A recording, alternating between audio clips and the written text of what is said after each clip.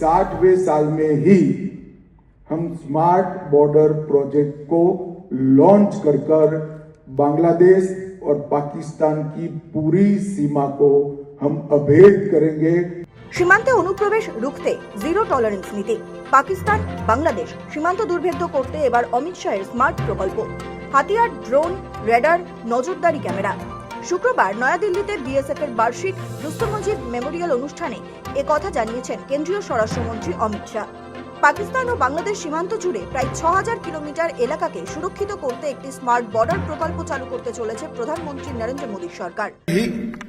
Smart border concept के साथ सीमा सुरक्षा बल की सुरक्षा में सभी प्रकार की तकनीक को लैस कर एक अभेद बॉर्डर की हम सुरक्षा की ग्रिड बनाने का काम आगे बढ़ रहा है।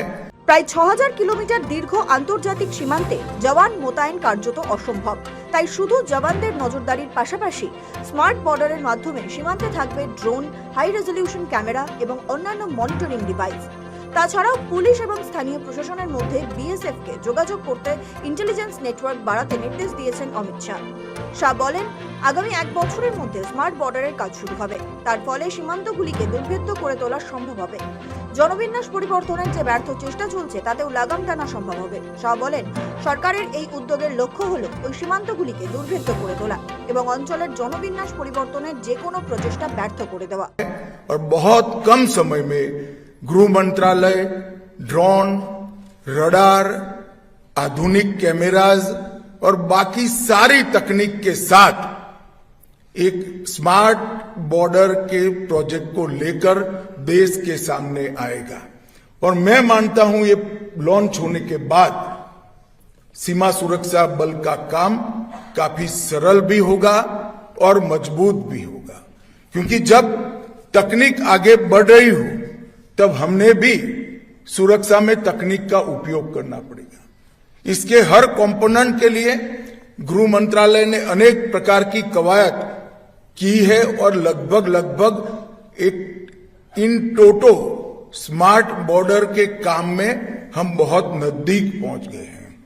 मैं सीमा सुरक्षा बल के जवानों को भरोसा दिलाना चाहता हूं कि ये 60वें साल में ही हम स्मार्ट बॉर्डर प्रोजेक्ट को लॉन्च कर बांग्लादेश और पाकिस्तान की पूरी सीमा को हम अभेद करेंगे और इससे आपके काम में आपको बहुत बड़ी तकनीकी सहायता उपलब्ध हो जाएगी।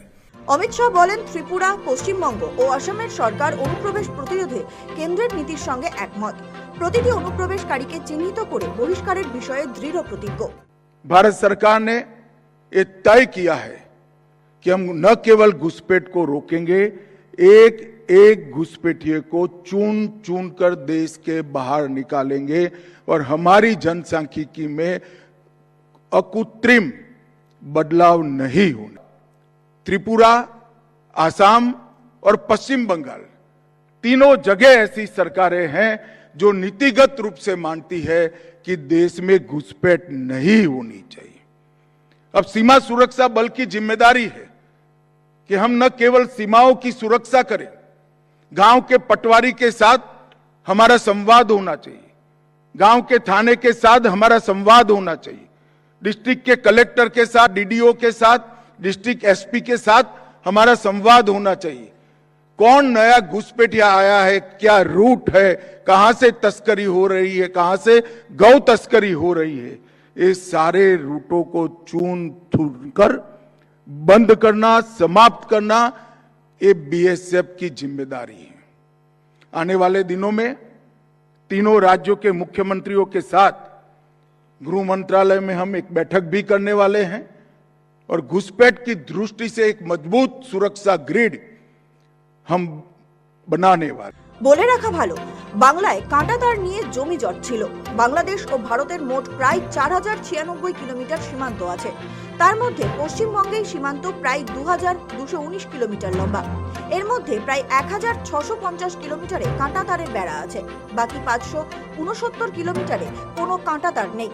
শুভেন্দু অধিকারী মুখ্যমন্ত্রী হিসেবে বাংলার দায়িত্ব নেওয়ার পরই কাঁটাতার বসাতে বিএসএফ কে জমি হস্তান্তর করা হয়েছে। এরপর গত বুধবারই কেন্দ্রের নির্দেশিকা মেনে বাংলায় পুশব্যাক আইন কার্যকর করার ঘোষণা করেন মুখ্যমন্ত্রী শুভেন্দু অধিকারী। সাংবাদিক বৈঠকে তিনি জানান, এবার থেকে অনুপ্রবেশকারী বাংলাদেশিদের সরাসরি বিএসএফ এর হাতে তুলে দেবে পুলিশ। তারপর প্রটোকল মেনে বাংলাদেশের সীমান্তরক্ষী বাহিনীর হাতে তুলে দেওয়া হবে তাদের।